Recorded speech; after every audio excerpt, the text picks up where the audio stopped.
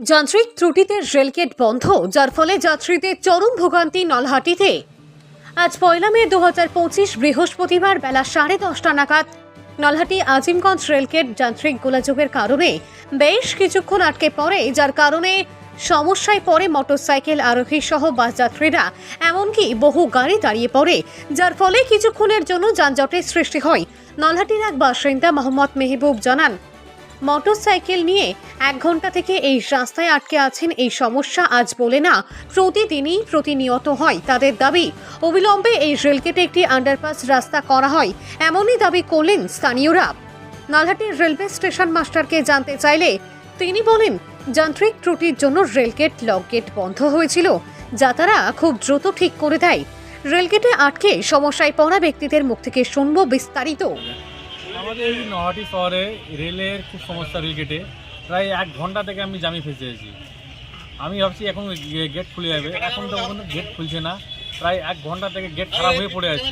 Plus ambulance 4-5খান ambulance পিছনে আছে, এই সাইডে অ্যাম্বুলেন্স দুখানা আছে। এত জামে রেল পক্ষীকে আবেদন করেছি যে রেল পক্ষীর জন্য একটা রাস্তা জনসংযোগ করা উচিত শর্টকাটে।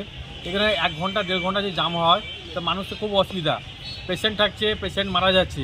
প্লাস আমাদের যখন যেতে হচ্ছে বাইপাস ঘুরে হচ্ছে 3 কিলোমিটার ঘুরে যেতে হচ্ছে। এই তো রেল পক্ষে আবেদন করছি যে একটা শর্টকাট রাস্তা যেমন আমাদের বের করা হোক। এখন কি রেলগেটটা খারাপ হয়ে পড়ে আছে? রেলগেট খারাপ হয়ে পড়ে আছে, কেউ জানে না, ভাবছে এখন খুলবে পরে খুলবে। প্রায় 1 ঘন্টা উপরে হয়ে গেল, এখন পর্যন্ত গেট ঠিক হয়নি, সমস্যা বার হয়নি। আমরা 1 ঘন্টা থেকে জামে পড়ে আছি। কি নাম? আমার নাম আছে মোহাম্মদ মেহবুব। বাড়ি আমরা নলহাটি অশ্বপল্লী। আমি রামপুরহাটে ছিলাম, রামপুর থেকে এসে দেখলি এখনো পর্যন্ত গেট পড়ে আছে। থেকে এখানে দাঁড়িয়ে আছি, রেলগেটটা পড়ে আছে, অনেকক্ষণ দাঁড়িয়ে পড়ে শুধাচ্ছি, আমাদেরকে অনেক ঘুরে যেতে হচ্ছে, রেলগেটটা খারাপ হয়ে আছে। এই সমস্যাটা কবে মিটবে জানি না। স্থানীয় লোক মানে এত বিরক্ত হচ্ছে, বারবার ঘুরে এদিক ওদিক দিয়ে কোন দিকে যাবো। স্থানীয় 14 বার করে রেলগেট আসতে হবে, যেতে হবে বাড়ি, কী করবে তা? তোমার নাম? আনু বাড়ি? আশ্রম।